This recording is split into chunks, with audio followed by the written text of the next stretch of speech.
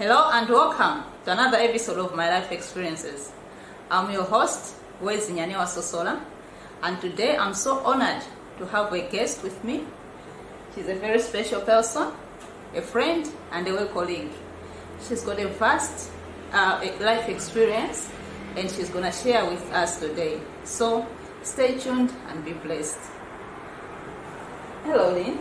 Hello, Wezi. Yeah, may you go ahead and just introduce yourself, who you are, and share with us the life experience that you have. Thanks. Hello, everyone. My name is Linwood Rock Madonna. I work with Wezi, and we are also friends. So I'm honored to be part of this program, this podcast.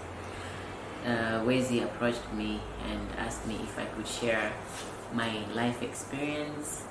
I think mostly some of the challenges that I've made along the way in my professional path. Yeah. So briefly, I'll try to be as brief as possible. I was born in a family of 3, and I'm the last born. When I was 12, I lost my dad, and I was in Form 2. So by then it was very difficult because my mom was not working, and she had the 3 of us to look after. The money that was left was only enough to take us up to secondary school. So I was able to study until Form 4. And then after that, it was quite a struggle to continue because we didn't have money. My mom was not working. None of my siblings were working. But then by the grace of God, I managed to find a job with a dentist. And after working with her for 2 years, she asked me, Lynn, what are you passionate about?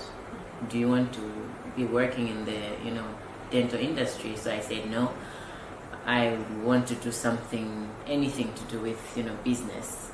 And she said, okay, fine, think about it and let me know what you'd be interested to study. So after thinking about it, I told her, okay, I'd like to do accounting. Earlier before that, I had met somebody else who had offered to pay for my studies if I was interested to doing anything to do with medicine. But I didn't have passion for that. And they even told me that, okay, if you're not interested in that, then I'm not going to support you. Yeah. So that was kind of disappointing. But then I said, I don't want to be forced into doing something that I'm not passionate about. Yes. Because as you're making, a career choice, you have to choose something that you love doing, waking up every morning and going to do that thing.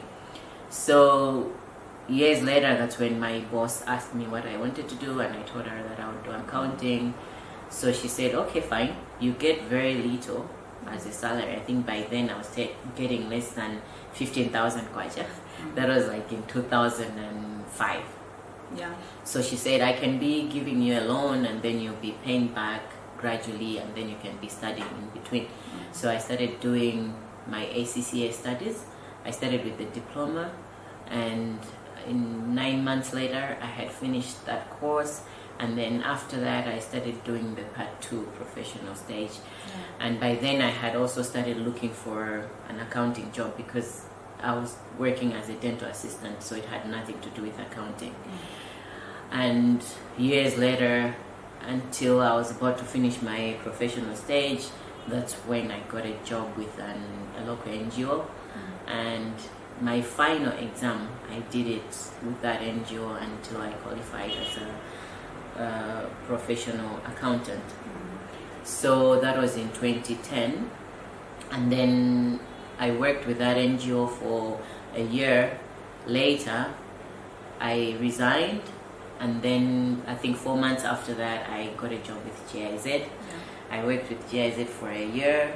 And then that's when I applied for a job with the embassy. Now I'm still with the embassy. Now it's been 7 years. Yeah, so it wasn't an easy journey. And considering that, I was a girl, there were a lot of challenges. There were a lot of,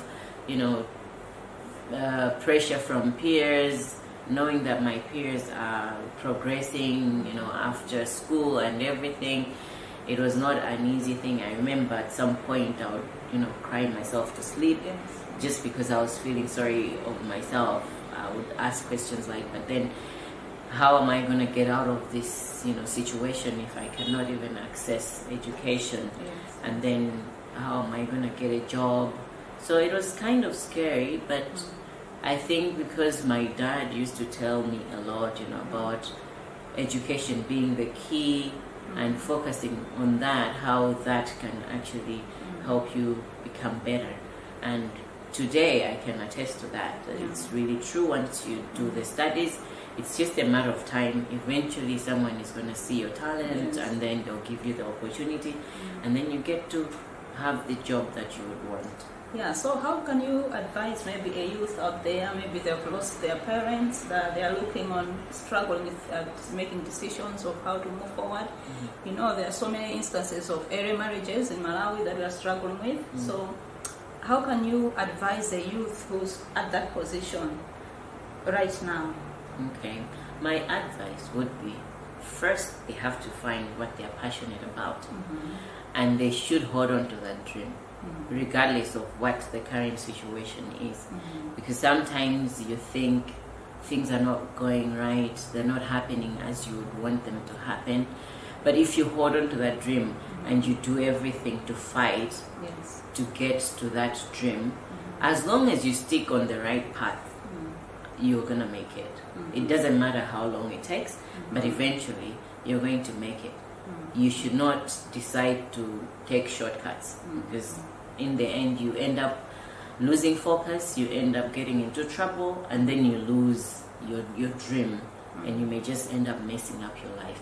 So it's important to just hold on to that dream, do everything you can. Eventually someone is going to hear you out and give you that help or give you that push that you need. Because for me, at first I thought, oh, my boss is a dentist, she may not be interested in supporting me in a course that would actually take me away from this job. But eventually she said, no, I think it wouldn't be fair on me to force you to do something that you're not passionate about. So she said, I'm willing to support you. And I did that. It was a slow journey, but eventually I did. And like at the moment, I am a qualified chartered accountant. I have an MBA. I have a job that is really good for me. I'm able to support my family. So it may take long, but eventually it happens. So just keep the focus and keep that dream. And it's important to know what you really want to do in life. Yeah, so there you have it, guys. You can just see from her experiences that she was a very young lady, a child basically who lost her parents, but it's just from her passion.